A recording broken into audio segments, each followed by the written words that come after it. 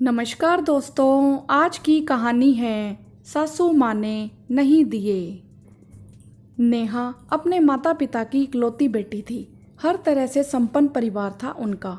उसकी शादी गौरव से हुई।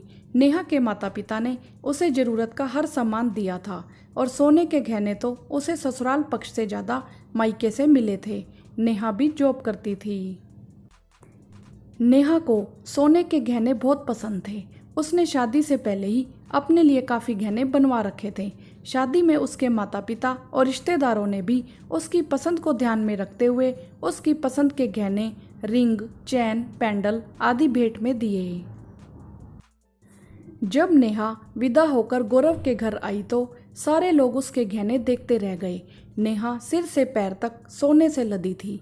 गले में भारी भारी कई हार, हाथों में मोटे मोटे सोने के कंगन और अंगूठियां तो इतनी पहनी थी कि उसकी उंगलियां भी कम पड़ रही थी। उसमें कुछ गहने ससुराल के और ज्यादा गहने मायके के थे।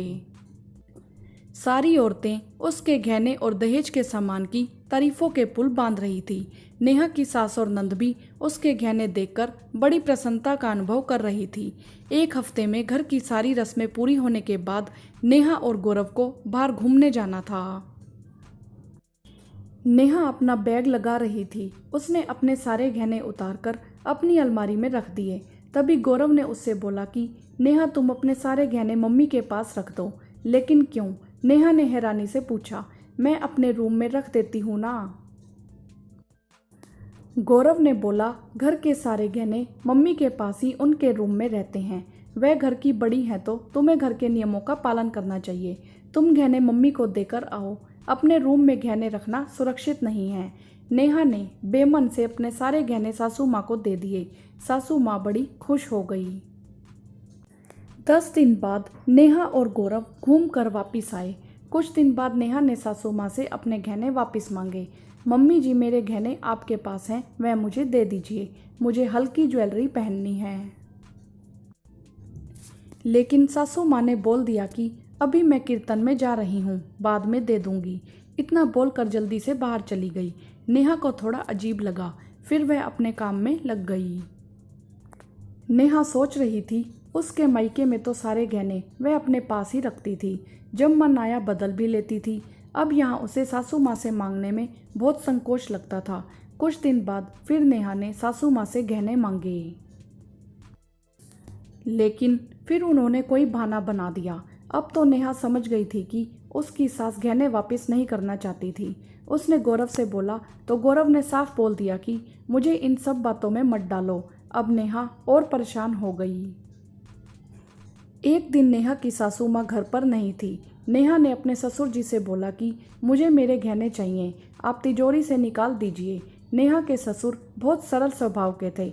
उन्होंने तुरंत नेहा को तिजोरी की चाबी दे दी। नेहा ने उनके सामने ही अपने गहने निकाले और चाबी वापस ससुर जी को दे दी। नेहा मन ही मन बहुत खुश थी। उसने अपने ससुर जी को धन्यवाद दिया और मार्केट के लिए बोलकर घर से निकल गई। फिर नेहा ने सीधे बैंक में जाकर अपने नाम पर लॉकर खुलवाया और अपने सारे गहने लाकर लॉकर में जमा कर दिए। अब नेहा पूरी तरह निश्चिंत थी। सासू माँ उसके गहने कभी वापस नहीं देती। इसी बात ने नेहा को मजबूर कर दिया ऐसा कदम उठाने के लिए। उसके गहनों पर सिर्फ उसका ही हक है। यह उसका स्त्री धन है और उसके माता पिता की ढेर सारी यादें जुड़ी हैं उन गहनों के साथ। जब नेहा घर आई तो उसकी सास ने पूछा कि तुम्हारे गहने कहाँ हैं? तो नेहा ने मुस्कुराते हुए बोला, मम्मी जी, मैंने अपने गहने लॉकर में रख दिए हैं। अब आपकी भी उम्र हो गई है तो घर में गहने रखना सुरक्षित भी नहीं है। अब आप आराम से रहिए और मुझे भी आपसे बार बार गहने मांगने नहीं पड़ेंगे, बल्कि जब मेरा मन होगा मैं लॉकर से निकाल लूँगी। इतना बोलकर नेहा विजयी मुस्कान के साथ अपने कमरे में चली गई और सासू माँ अवाक होकर उसे देखती रह गई। वीडियो को लाइक करें, शेयर करें और चैनल को सब्सक्राइब भी करें। धन्यवाद।